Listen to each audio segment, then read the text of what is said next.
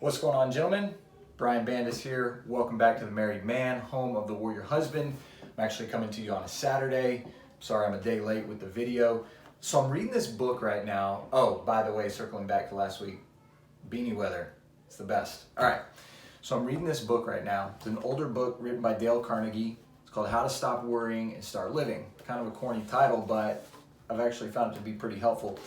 So right in the beginning, though, I read this sentence and I immediately thought of The Married Man, and here's what it says. He says, "You won't find anything new in this book, but you will find much that is not generally applied. And when it comes to that, you and I don't need to be told anything new. We already know enough to lead perfect lives. We have all read the Golden Rule and the Sermon on the Mount. Our trouble is not ignorance, but inaction."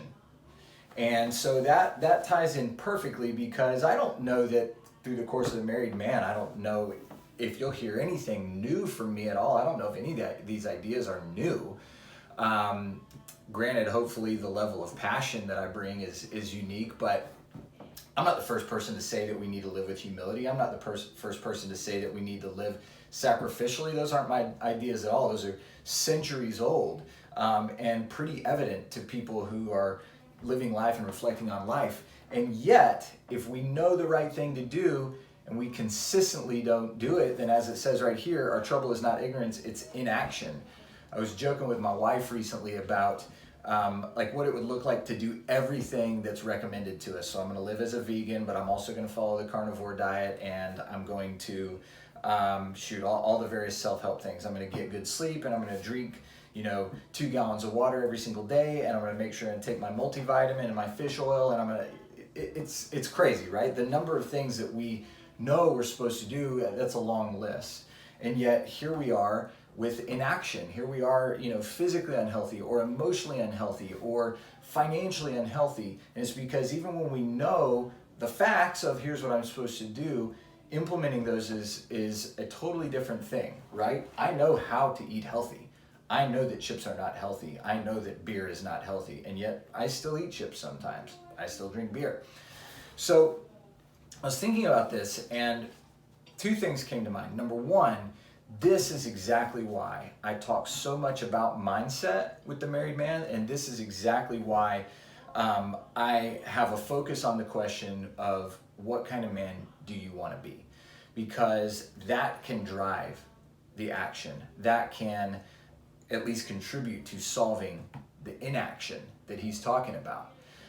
When I have that moment where I know, as he says here, I already know the right thing. The right thing is humility. The right thing maybe is patience, not to lash out, not to become defensive, whatever it might be. When I know the right thing to do, what takes me from knowing that and being inactive, what cures that inaction? And I believe that it starts with that vision we've been talking about for a couple weeks, having a vision for who I want to be, what I want to do, and that can create then the right action. So to me, that's why we talk about mindset, because that idea of who I want to be and what I want to do can drive us to then implement the things that we have.